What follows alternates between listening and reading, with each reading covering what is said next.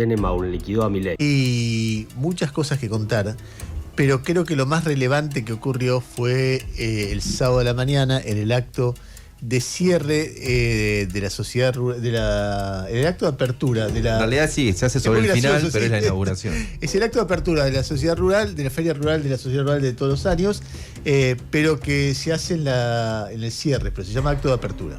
Y ahí habló el presidente de la Nación y anunció, como se esperaba, una baja de retenciones. Escuchá el momento porque para mí es lo más importante y lo que más nos obliga a pensar cómo se estructura un país, que esa palabra tiene un significado económico, simbólico, político impresionante en la Argentina, retenciones, que, bueno, escuchá el momento que lo anuncia Milei, dale. Quiero aprovechar este día para hacer un anuncio importante sobre este gran flagelo que nunca debió haber existido. Las retenciones a la carne aviar y vacuna se reducirán del 6,75 a 5%. Las retenciones al maíz de 12 a 9,5. Las retenciones al sorgo de 12 a 9,5. Las retenciones de girasol de 7,5 al 5,5 y 4. Y también las retenciones a las hojas del 33 al 26 y a los subproductos de soja de 31 a 24,5. Bueno, ese es uno de los audios respecto del tema y este es el segundo, escuchá. Esto redunda en una reducción de retenciones de las alícuotas para las cadenas de granos del 20% y una reducción de retenciones a la cadena de ganado y carnes del 26% que será permanente. Esto incluye también las rebajas transitorias que anunciamos sobre trigo y cebada, que también serán permanentes. Repito, estas reducciones son permanentes y no tendrán vuelta atrás mientras que yo esté en el gobierno. Bueno, él cuando habla de las reducciones permanentes de retenciones, contrasta, no se refiere a que si viene otro lo cambia, sino contrasta con reducción de retenciones que hubo hasta hace poco, hasta hace algunas semanas, como una forma de estimular la liquidación de reservas o de ingresos de divisas previo, creo que al 30 de junio, que ahí terminaba. A ver, tengo varias preguntas sobre el tema. En principio, tengan en cuenta que en este análisis tiene que ver con una mirada nuestra sobre la forma en que se estructura la cuestión impositiva, que es muy importante, que es muy relevante. Por ejemplo, en el 2023, luego de muchos reclamos, Sergio Massa, que era el ministro de Economía, redujo el impuesto a las ganancias, redujo significativamente al impuesto a las ganancias, haciéndose eco de que era un impuesto a los salarios y qué sé yo. Nosotros en aquel momento criticamos mucho esa decisión, porque decía, le está perdonando ingresos a un montón de gente que por ahí es justo que lo hiciera, pero comparativamente estaba mejor que otra a la que no se le perdonaban impuestos o que necesitaba esos recursos para otra cosa. Y fue una discusión muy ardua donde mucha gente que nos escuchaba estaba en desacuerdo con lo que nosotros decíamos, porque me alivian esto, me alivia el otro, va el consumo. Son discusiones muy finas que tienen que ver con las convicciones de uno, qué es lo que hace después respecto. Entonces lo primero que yo hago, pero por ahí es un error, digo, lo que hago cuando veo que alguien reduce el impuesto o lo aumenta, me pregunto, bueno, perfecto, si vos estás resignando un ingreso, reduciendo retenciones, las retenciones las cobran gente que podría estar mejor sin las retenciones, tal vez en muchos casos es injusto, pero en general si te cobran retenciones es porque vos tenés una base de un nivel de vida, que es una base de nivel de vida que podés vivir o tal vez un poco más o tal vez muchísimo más que el nivel de vida básico de subsistencia. Y en una sociedad donde los impuestos, donde los ingresos, se le ha recortado a los jubilados, a los discapacitados, y hay mucha gente que necesita mucho de esta sociedad, recortarle impuestos a un sector que está comparativamente, no digo que todos estén bien, por eso quiero ser muy cuidadoso, que comparativamente está mejor que otros, al reducir el impuesto le incrementás ingresos, y si vos querés mantener el resultado fiscal, tenés que hacer un esfuerzo muy grande para que otros sectores pongan la plata que ellos dejan de poner. Entonces la primera mirada es eso. ¿Cuál es el argumento de la contraparte? ¿Qué te diría en términos de justicia? Porque obviamente el campo festeja porque va a tener más guita. Pero ¿qué te dices? Si vos me sacás las retenciones, eso es un estímulo para que haya más inversión en el campo, porque va a dar más ganancia. Y al haber más inversión en el campo, va a haber más exportaciones, más reservas, más divisas, el país va a estar mejor y se va, incluso sostenido el tiempo, se van a desarrollar los pueblos agropecuarios mucho más, y eso va a generar, si funcionara, que el conurbano haga mucha gente, así como alguna gente se va ahora al sur, al sector petrolero, alguna gente se vaya a los pueblos y se desarrollen los pueblos, y la Argentina, como el ideal que hay detrás de la baja de retenciones. Todo eso es teoría. Tal vez siempre que se discute una rebaja de impuestos, el argumento es esto estimula la actividad. Y entonces, con lo cual, la sociedad está mucho mejor. A veces pasa, a veces no, depende de muchas otras cosas, etcétera, etcétera, etcétera. En contra de las retenciones, siempre se argumenta que la retención es un mecanismo de regulación de precios. ¿Por qué? Porque cuando vos exportás, si afuera te pagan tanto, adentro querés cobrar lo mismo. Si te ponen retenciones, afuera te pagan menos, porque es lo que te pagan afuera menos las retenciones, con lo cual de esa manera se regula el precio de los alimentos, porque lo vendés adentro como lo vendés afuera, menos las retenciones, y frente a eso pasa. Toda esa discusión está alrededor de las retenciones, pero eso está en términos teóricos, en términos de mirada global de esto. ¿Qué ves vos, Jairo? Sí, hay una decisión de, primero, contradecirse en términos muy concretos con dos lineamientos que en público y en privado habían dicho dos funcionarios del gobierno, y que tienen que ver con que no se hacían políticas sectoriales. A mí me vino muy rápido a la cabeza dos hechos de las últimas semanas / meses que yo justo había estado cubriendo y que fueron contradichos el sábado por el presidente Milei. Uno es cuando los industriales le van a pedir al secretario de Coordinación Productiva, Pablo Lavigne, y al secretario de Hacienda, Carlos Guberman, le van a pedir una baja de contribuciones patronales para contratar más gente y hacerse más competitivo. Y la respuesta que le dio el secretario de Hacienda fue: acá no hacemos políticas sectoriales, trabajamos en el equilibrio general. La segunda cuestión que se me vino a la cabeza, y ahora vamos a ponerle números al anuncio, fue un diálogo que hubo entre el ministro de Transformación Productiva, Federico Sturzenegger, y el vicepresidente de la Sociedad Rural, hace un mes y medio en un acto público del Consejo de Comercio y Producción, al que fue Sturzenegger porque justo no había podido ir Caputo, y el vicepresidente de la Sociedad Rural empieza a pedir por las retenciones, por la baja de retenciones, y Sturzenegger le dice: pero escúchame, ¿vos querés que yo te baje las retenciones a vos? ¿Y a quién de todos ellos acá le subo impuestos para compensarte la baja de retenciones a vos? Esas dos argumentaciones de gente muy fuerte dentro del gobierno, o fuertes hasta ahora, no hacemos políticas sectoriales, y explicitando que lo que a vos te deje de cobrar se lo voy a tener que cobrar a algún otro, voy a tener que sacarlo de algún otro lugar, resultó que quedó en la nada cuando de golpe dicen: yo voy a destinar en lo que queda del año 0.2% del PBI, en el año entero 0.4% del PBI, en baja de retenciones a todos los sectores que se le anunciaron, que al final no fue solo carne, sino también el resto de los cultivos del sector agropecuario. Entonces, la primera mirada es: che, al final hay la elección de bajarle impuestos a un sector, te habían dicho los industriales, vos le dijiste que no, y hay decisión de bajarlo aun cuando una parte del gobierno sabe que eso tiene que ser compensado de alguna manera, o con más recorte de gasto o con más impuestos a otros.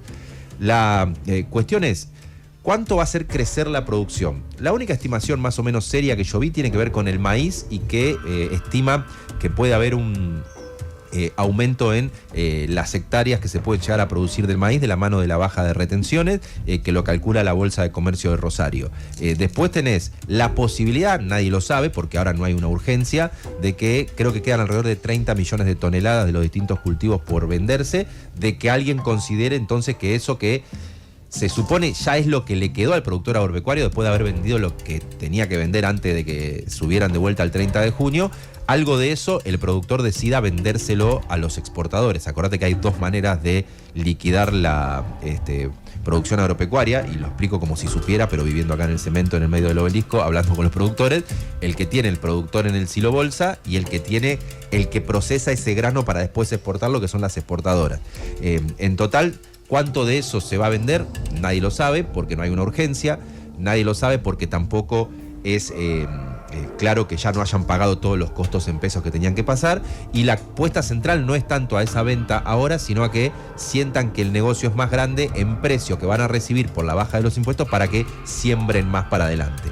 En términos concretos, ayer me decía alguien que maneja el mundo financiero del campo: tampoco yo garantizo que los más pesos que vaya a recibir el campo porque ahora le mejoraste con una baja de impuestos, vayan todos a comprar más Hilux, digo por decirlo en algo concreto de mover la economía. Acordate que no hay cepo, también puede ser una ventanilla donde sean pesos que ahora se generen y que después vayan a dolarizarse. O sea, nadie garantiza que sea todo pro inversión, pro dinamización de la economía. Tranquilamente es más pesos y el productor tiende también a protegerse porque, como dijo el propio presidente de la sociedad rural, tiene sus costos dolarizados. Entonces tranquilamente también se puede hacer de más pesos, darle más dólares en una ventanilla al Banco Central e ir por la otra y sacarle más dólares. No sé el neto cómo le va a terminar dando eso. Y después la cuestión de fondo, que para mí fue súper evidente en términos ideológicos. De la mejor leche con el que pueda mirar el momento de lo que decide el gobierno es: yo creo en mi modelo pro inversión. Así como el peronismo puede creer en un modelo pro consumo, mi modelo es que Argentina va a crecer por más inversión. Entonces le bajo impuestos porque yo creo que así muevo la economía. El peronista te puede decir: no, dale más plata al consumidor y así mueve la economía. Entonces yo le doy poner en la derecha de que ellos ven ese movimiento. Lo loco es lo que se produjo cuando habló el presidente de la sociedad rural y mientras estaba diciendo, no lo había anunciado Milei todavía, lo iba a anunciar después, mientras estaba diciendo queremos que nos bajen las retenciones, o sea, queremos que el Estado cobre menos impuestos de nosotros, le dice: no podemos mover la producción por el desastre que es la infraestructura, por favor cuiden el INTA, y por favor, y esta parte pasó inadvertida, pero es un temón porque también están metidos los Menem ahí, que la obra social de los peones rurales vuelva a funcionar bien. Yo una vez, cuando había estado en una mesa de casualidad con una vicepresidenta desconocida de la sociedad rural, solo me acuerdo su nombre porque se llama igual que mi hija más chica, Eloísa, los productores agropecuarios deben conocer porque tiene su peso importante. A cuento de nada, ella me dice: che, es un desastre lo que están haciendo en el gobierno con la obra social de los peones rurales. Me lo estaba diciendo una mujer de alta alcurnia que debe tener os de 1200. Me estaba diciendo: che, se lastima un peón y es más cerca que se muere que se salve, porque intervino el gobierno en la obra social de los peones rurales. Entonces de golpe era: che, pará, vos estás festejando que te van a dejar de cobrar impuestos, pero el Estado dice que financia esa baja de impuestos para que vos, entre otras cosas, no tengas, o sea, de la mano de que no tengas camino, de que el INTA sea más chico y hasta incluso de que parte de Osprera funcione mal, aunque no es estrictamente gasto del Estado. Y me quedó como muy evidente esa contradicción. A priori te parece una medida muy cuestionable. Sí, sobre todo por un punto que que hoy lo dije más temprano. Si el gobierno es pro estímulo a la inversión vía baja de impuestos, tiene impuestos generales para bajar. De hecho, yo había hablado el año pasado con gente del gobierno que es muy loco. Te decía: che, el campo te pide bajar las retenciones.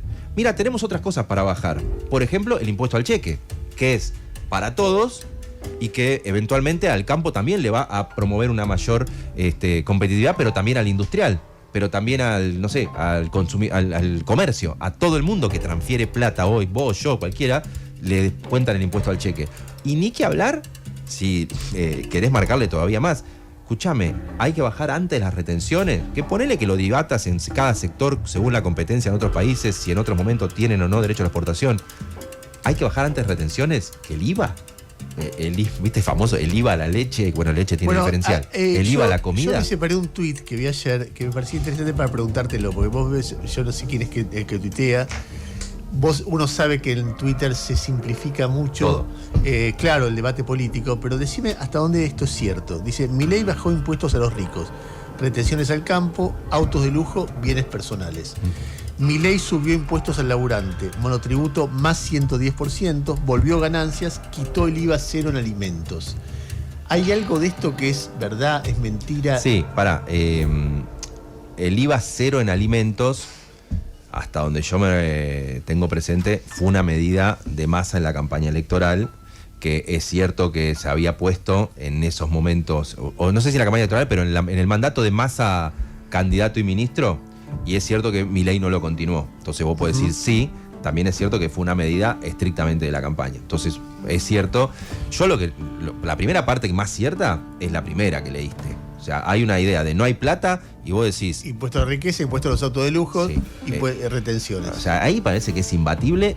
Y yo por eso hoy no lo quería ni siquiera comparar con los impuestos que vos mencionás ahí, sino con los que podría haber bajado aún con el mismo discurso, que eran más generales y no sectoriales. Porque la otra cuestión, que ya es más para un tema que vos seguramente vas a mirar más en profundidad, era que vos ahí veías una tribuna alineada políticamente aplaudiendo porque le estaban dando plata. Entonces, hay como una gran Antes de las elecciones. Antes de las elecciones. Si eso pasa en La Matanza con gente que cobra un plan social y está esperando que te voten, hay un grito de clientelismo, populismo, etcétera. Acá era lo mismo, pero con el presidente entrando en una Hilux con el ministro de Economía y la secretaria general de la presidencia, tirándole plata a un universo de gente que está bastante bien, mejor que el resto, y que aplaudía porque le daban plata. Repito, lo estoy simplificando medio chicaneramente, pero más allá de la mirada de yo quiero que ustedes inviertan, eso también estaba pasando ahí. De hecho, la principal ovación no fue por el anuncio de retenciones, fue por lo de Cristina. A ver, vamos a eso porque quiero hacer un comentario sobre el tema. Efectivamente, es el audio número 23. Habla Nicolás Pino, el presidente de la Sociedad Rural, y en ese contexto de Nicolás Pino hablando, se produce, habla de la prisión de Cristina y se produce la mayor ovación del sábado por la mañana de la Sociedad Rural. Escuchá. Apoyamos la independencia de cada uno de los tres poderes del Estado en el marco de la Constitución. Por ejemplo, la actuación independiente de la justicia manifestada recientemente en el cumplimiento efectivo de la condena de una expresidente de la Nación.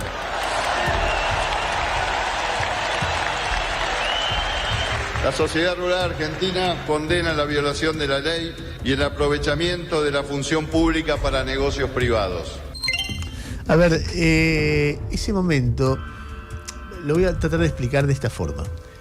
Yo soy de los que cree, me parece, que la única forma de que el país avance es con acuerdos mínimos. Y que entre el sector político, sobre todo el sector político que tiene una narrativa más vinculada al peronismo, al radicalismo, más de la historia de la democracia argentina. Uno piensa, por ejemplo, aquellas películas de República Perdida, donde hablaba de los sectores del pueblo y los sectores del privilegio.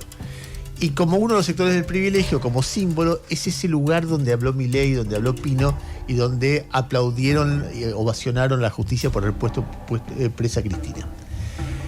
Esa narrativa es una narrativa que para mí al país le hizo daño, porque la idea de que son dos sectores que no se pueden encontrar hace imposible el diálogo y genera un conflicto que traba al país, un conflicto eterno. La única, por lo menos a mí, es la única manera de tratar de desarmar eso es que se encuentren en un lenguaje común estos dos sectores, los que dicen por un lado, che, la gente hay que tenerla en cuenta, no puede ser el país de los ricos, y los productores o los inversores o los sectores más poderosos que tienen que tener en cuenta eso. Para eso los dirigentes tienen que poder hablar. Lo que pasó, cuando uno ve, yo con mi formación veo el predio de la Sociedad Rural en la apertura, pienso en esa historia a quién se aplaudió y a quién se abucheó. Entonces se aplaudió a Menem, se aplaudió a Martínez de Oz, se aplaudió a la dictadura, se aplaude ahora a Milei, se aplaudió a Macri y se abucheó a Alfonsín.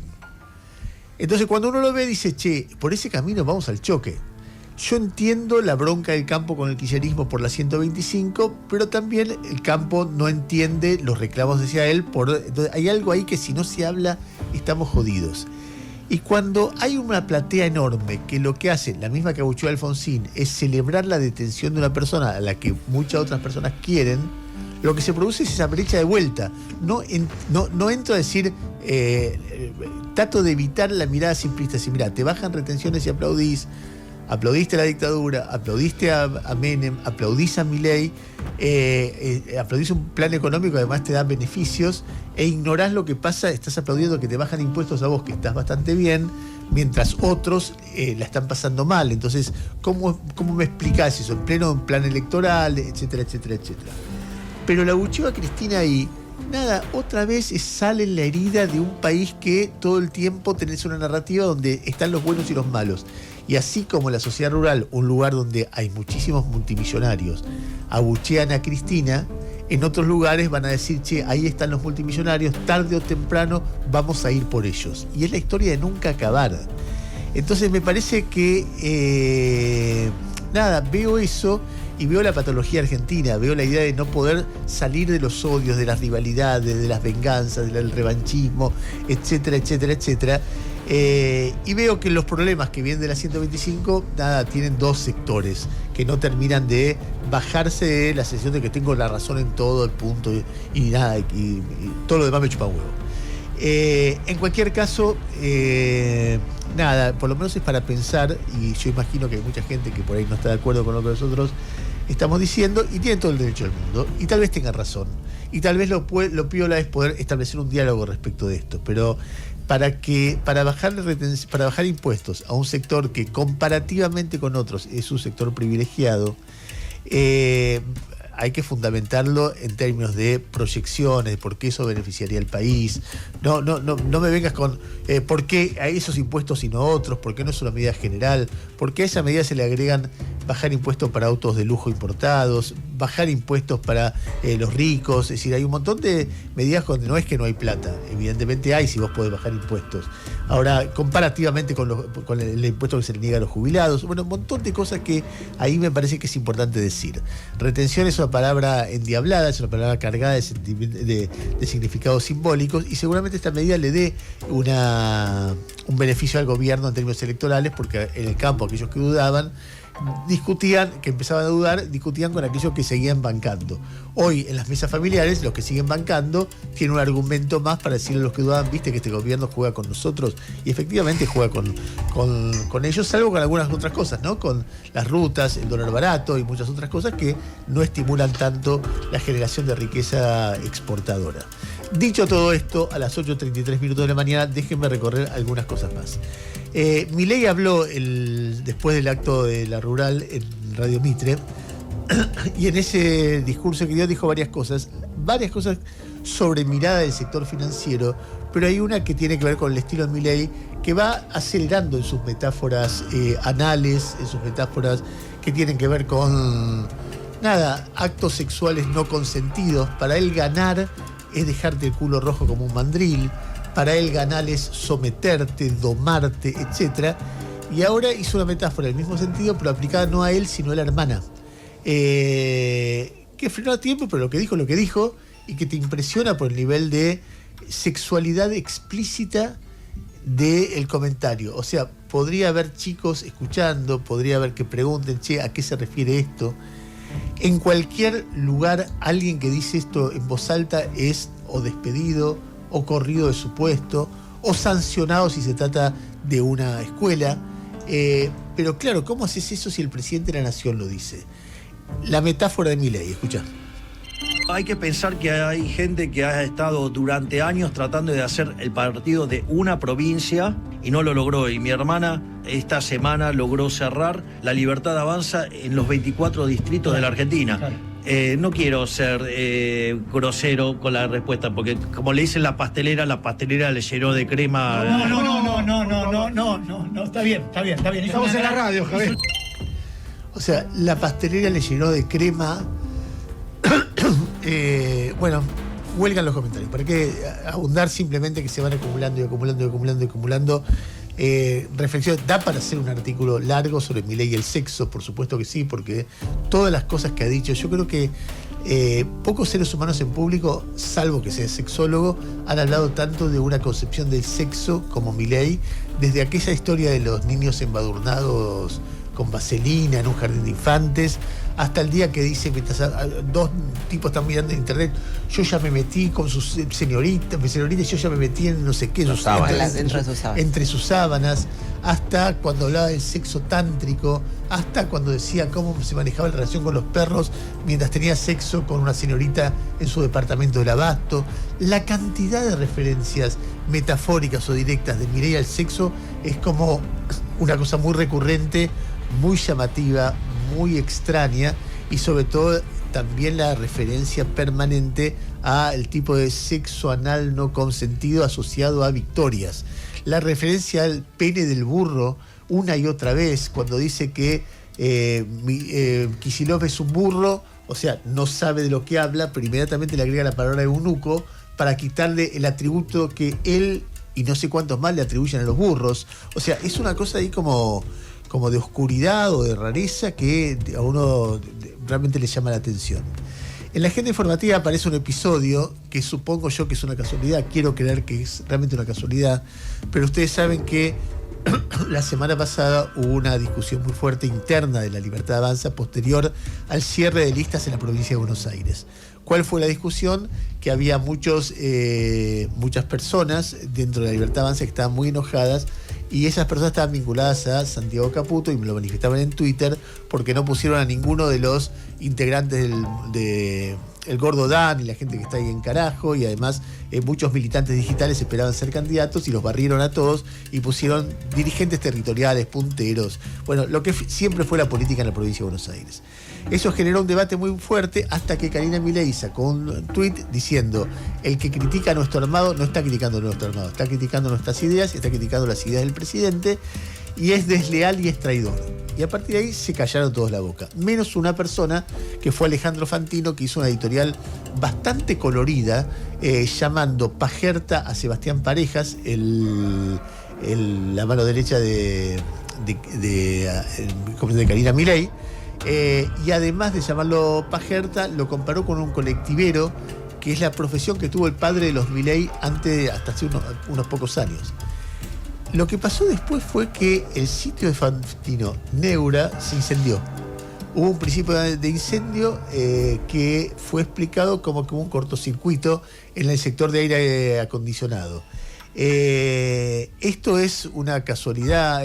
Fantino hace tiempo está teniendo intervenciones que al gobierno lo complican, más viniendo de él, que está tan cerca del gobierno, porque como cuando dijo que el dólar iba a volar y que el riesgo país iba a estar por encima de 1.000, e iba a estar por encima de la banda el dólar, y el gobierno se lo explicar que no, que fue una malinterpretación de él, de una charla con Luis Caputo, pero es la segunda vez que hay una intervención de Fantino que molesta al gobierno y se produce este incendio que, insisto, yo tiendo a creer que es casualidad, pero no puedo dejar de mentir que tampoco lo sé. Entonces coincide con un momento raro. La transmisión de Neura se hizo esa misma tarde desde un local lindero, un edificio que queda exactamente separado acá a la vuelta, por una medianera, que es el streaming carajo. O sea, el que le prestó a Fantino, al equipo de Fantino, los estudios es el equipo de Gordo Dan, lo que también revela una cercanía que no es solamente, me parece, de que son vecinos, sino una cercanía. De hecho, Fantino hablaba de Gordo Dan, defendiéndolo, etcétera, etcétera. Decía en la agenda informativa, hay 2 episodios de violencia en el fútbol. Diría casi 3, en un rato vamos a hablar con Gustavo de esto. Uno que afecta a Luis Ventura, justamente el anfitrión de la ceremonia en la que participamos ayer de entrega de los Martín Fierro de radio. Él es director técnico de Victoriano Arenas. Hubo una discusión sobre, ahí se me pierde, Primera C contra Central Ballester, y en medio de un lío que se veía que había en la cancha, aparece un chabón y le da una piña a Ventura y lo voltea.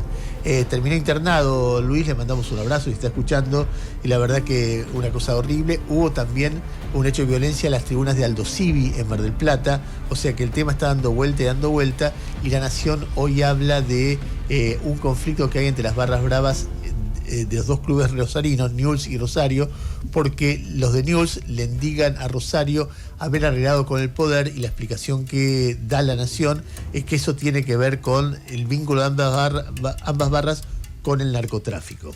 En la agenda informativa también aparece Martín Yarlora, que tomó una decisión muy llamativa que va en contra de la mirada del gobierno sobre este tema, que es que le aumentó a los jubilados 80%, a los jubilados provinciales, ¿no? No son tantos, y les dio además un bono de 100.000 pesos. O sea, una mirada de Yarlora que ojalá pudiéramos, me interesaría, Lu, hablar con alguno de ellos, explicar cuál es su lógica, cómo se financia, por qué ellos lo pueden ser y el gobierno no lo puede hacer, etcétera. Y en la agenda informativa, finalmente, aparece algo que está sacudiendo a Estados Unidos, y sobre lo cual me parece que es importante detenerse un cachito. Ustedes seguramente saben, que hubo un personaje que fue muy notorio en la historia reciente norteamericana, que se llamó Jeffrey Epstein. La mayoría de ustedes deben saber que Jeffrey Epstein tenía una isla, era un tipo del mundo financiero muy, muy rico, una isla donde llevaba modelos menores de edad, y que ahí se realizaban fiestas sexuales con invitados de altísima jerarquía. Por ejemplo, había un príncipe de Inglaterra, creo que uno de los hijos de la reina, o de la reina o del rey actual, Había presidentes, iba asiduamente Bill Clinton, por ejemplo. Había un montón de gente de la farándula que iba. Lo que no quiere decir que todos ellos tuvieran relación con las fiestas sexuales que se hacían, pero sí que algunos de ellos la tenían. Jeffrey Epstein, Trump fue muchas veces. Era un Trump que era un millonario que era miembro de la farándula, todavía no se dedicaba a la política, o sea, no tenía por qué cuidarse, y era un Trump que en otros momentos, porque hay causas abiertas, se manejaba de manera bastante impune con las mujeres.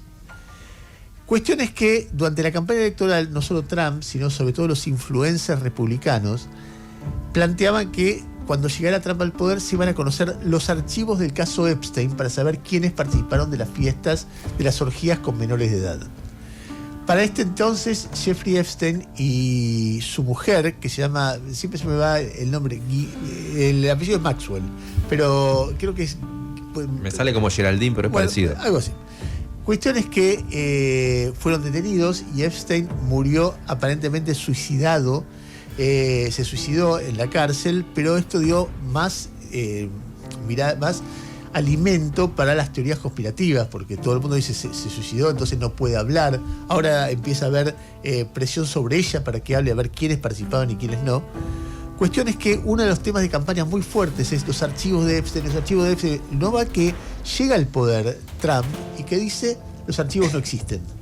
Y se arma un escándalo bárbaro, y mientras va pasando eso, empieza a haber cada vez más evidencias desconocidas de todos los que documentación sobre cómo efectivamente había ahí un problema muy serio, porque